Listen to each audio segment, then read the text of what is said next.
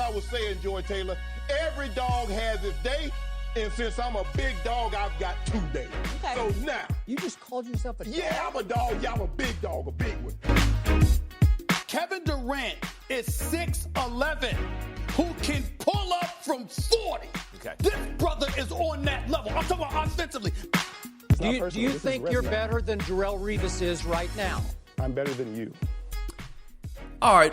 What's up, ladies and gentlemen? It's your boy, Mark Brown. Welcome to another episode of the Low Down Podcast. This is episode 50. Yep, I'm halfway to 100. So I'm going to dedicate this to a different topic besides sports. I know I've been doing sports the past 49 episodes, and I still will do that. But I promise you guys that I was going to lean towards entertainment, comedians, artists, like anything outside of sports that's in the entertainment field. And this time, I got a very special guest, as a matter of fact. She's a news anchor here in San Angelo at KSAN-TV. Her name is Lisette Hernandez. She's very talented, and I just wanted to say, Lisette, welcome to the show. Thank you. I'm so excited to be here. I've never done one of these podcasts before, so we'll see how it comes out.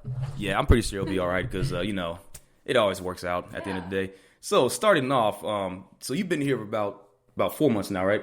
My first day was October 1st. I graduated in August, and I just started applying for jobs really quick, and I got a hold of this one. And then they were like, "Can you be here in a month?" And I was like, "Absolutely." And yeah, I started October 1st, and it's been nothing but learning experiences 5 days out of the week. I'm surprised you said 4 months because if like the way you've been working, it seems like you've been here for a year. I mean, with the experience and everything, it seems like it's like a breeze to you. I mean, especially when you do those like 5 o'clock interviews, but I'll get to that in a second. But yeah, so knowing that you've been here for 4 months, how far do you say like you improved since your first day, or actually your first few weeks? So my first few weeks, getting accustomed to the way a newscast works. You know, you have your breaks and you have your tosses and things like that. You kind of just have to get used to the way your show is. So random awkward pauses and prompter problems and things with your rundown not being right. You know, it was a nightmare at first. I'm not going to lie to you. But now that I've gotten used to how the show goes, I'm not an expert by any means, but I've gotten a lot more comfortable and a lot more used to, the flow of things now. So, yeah. I mean, that's good to hear because I'm probably, actually, no, I am the newest person as of now at KSAN. So I'm learning from you, pretty much everybody, you, Carolyn, you name it. So here I am. So it's nothing but making mistakes and learning, because if you don't make the mistakes, I know it sounds so repetitive and so cliche, but if you don't make the mistakes, you're not going to learn, because you make one mistake and you make it on TV and you're like, I'm never going to do that again. I need to see what I did and fix it, because that's not acceptable. So, yeah. So, like, obviously, since you're the news anchor, you're on camera. So, do you ever feel nervous, even though you've been here for 4 months, before you go on cam? I know you do, 3 shows each day, like Monday through Friday. So, that's 5 times 3 is 15 shows a week. Right. So, getting a lot of reps like that, right? So, do you ever still get nervous, even though you've been doing it for, quite some time? No, that's the thing. I think I picked the correct field because I've never been afraid of the camera and I've never been afraid of talking to people. Now, doing the news, it's kind of different because it's just you and the camera. You're just having a conversation with you and the camera, and you make emotions as the type of story it is. But no, I never get nervous. I just go with the flow. That's one thing that I am very happy to have, a good trait to have, is I don't get nervous. Maybe I should. I don't know. Is that a good thing to not be nervous? Well, I mean, since you've been doing it, it depends, because, I mean, there's some greats, like, you look at somebody like Usain Bolt. He's never nervous, and look how dominant he was when he was running. I guess it's just like confidence. You have to have the confidence, because if not, the viewers will see it. It's going to look awkward. I mean, that's not to say that you can't ever overcome it, because, repetitiveness is always a good thing. But no, I don't get nervous. So I'm glad that I don't, because if I did, there's other things I do get nervous about, and I would not want that to happen on TV. That's definitely a good sign, because this is definitely a stepping stone to, a larger market in the near future. Right. So going off of that, so basically break down your typical day, like on the job. So obviously you come in around 2 o'clock, right? And then so just let the listeners know how your typical days are. So a typical day for a news anchor, my position here as a news anchor, I produce my shows too. So I have I have help from our executive producer, James. And so I get in and we look at all our local stories that you might even be doing, Amanda, Victor, what y'all are going to be working on that day, because the morning is when they figure out what's going on. So by the time I'm there, y'all are really already editing and putting y'all stories together. So I put those in the show. Once we have local stuff, and then I'm going to look at what's going on statewide, and then across the states, and then globally if there's something that important. Just put all those things in there, and then it takes a while, and then I have to do a radio recording, and it goes to one of the local stations, and it just a wrap up of what's going to be seen at 5, 6, and 10 that day. After that, I get ready. I've mastered getting ready in exactly 30 minutes, and you've been there. It's like 4:58, and I'm just now doing my hair, and I just put it back in a bun. I'm like, Mark, you're like, you have 1 minute, and I'm like, oh my gosh. Yeah, I've mastered that though. Getting ready in 30 minutes, and then going to the studio, and I do my show. At my 5 o'clock, I have 2 interviews, so that also helps with getting comfortable with the camera. That's just impromptu. You have 2 people that you don't really know until you meet them there. You're like, hey, what are we going to talk about? And then you just think of an interview, a 3.5-minute interview from there. So that really helps with gaining that confidence. And then I go back after my 5 o'clock, I go back to my desk and I do a whole nother show in 30 minutes for the 6 o'clock. And then after that, I do my 6 o'clock. It's a little bit longer, more stories. Then I go on break for a little bit, and then I come back around 8:30 and work on the 10, do the 10, and that's pretty much it.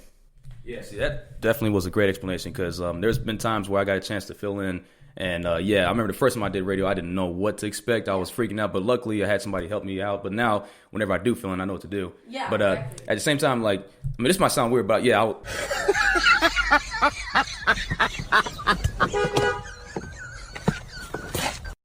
not to sound weird or anything like that. No, but you have to. You have to.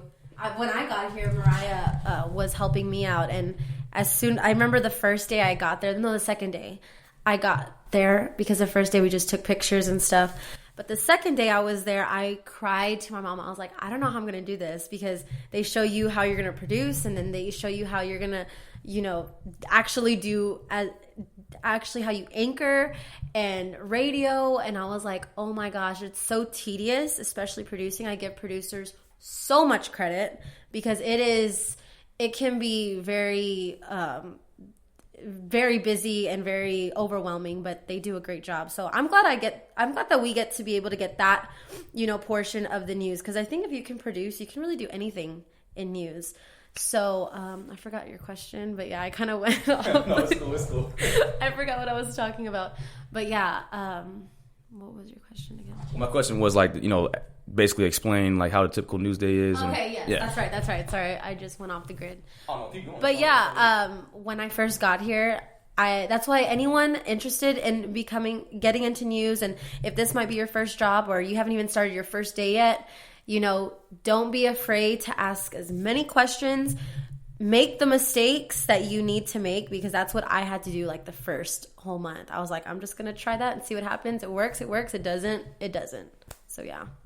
That was a good explanation, because I noticed that it seems like you don't have any issues doing those interviews and prepping for the 5 and 6. I noticed that when you walk in, I feel like the 5 and 6 is the tough part, because you have to stack both shows ahead of time. Because if you wait to the last minute, say you stack the 5 o'clock show and you wait to the last minute to stack the 6, then you're screwed for 30 minutes. Yeah, it's hard. Yeah, it comes all on you, on your back, and you're just there's been times where I have to fill 3 minutes, which it doesn't seem like a lot, but it is, and it's 5:47 or 5:50, and I'm like, oh my god, you have to put the script in, you have to edit it, but it just makes you fast on your feet, and I like being under pressure. And if you like being under pressure, then you're gonna be fine. If you don't, you might want to work on it, because it's gonna happen plenty of times. Yeah, exactly. Because anything you do, it's not for everybody, right? So not everybody can do what you can do, and then there's people that have aspirations to be a news anchor, but whenever they get to that point and they're under pressure, some people might change their mind. So at the same time, I've noticed you've had a strong mind. You seem like you have really good willpower. You'll get things done when you have to, and especially you work well under pressure, like I've noticed. And you were right about having reporters come in and all that. But I feel like the best thing about being in San Angelo, just for KLST, KSAN, both stations, is that the fact you mentioned producing your own shows, and then so I feel like this prepares you for any market after this or for whatever you want to do. Because like if you can deal with this, you can deal with anything else. Yeah, I mean, a lot of people, when they're getting ready to graduate, they're like, they're from Houston, I'm gonna go work in Houston, or I'm from San Antonio, I'm gonna go work in San Antonio. It doesn't work like that. I mean, you could maybe behind the scenes as a camera operator or even a producer. I mean, if that's what you want to do, if you're just a producer all the time, that's amazing. You can start, but on air, you have to usually start at a smaller market. And that's what I like about being at a smaller market, is because you're able to make those mistakes, and the community is kind of willing to work with you. If you were in Houston making the mistakes we make here, they're not going to be as forgiving. And you can get your feet wet in a lot more things. Like if you'd be like, hey, if I were to go ask someone, be like, hey, can I shoot this even though I'm an anchor? They'd be like, if we have time, yeah, you can do that. You're able to do a lot more things than just your job. And they're willing to let you express yourself and be creative in that way. And this is where you're creative, and you can open that and make that bloom. Exactly. So moving forward to the other, questions. So I noticed that, besides working under pressure and, having the typical day and so forth, so tell me about how any, like, some of your greatest moments you've had, like some of the, I guess, the fun aspects of being a news anchor.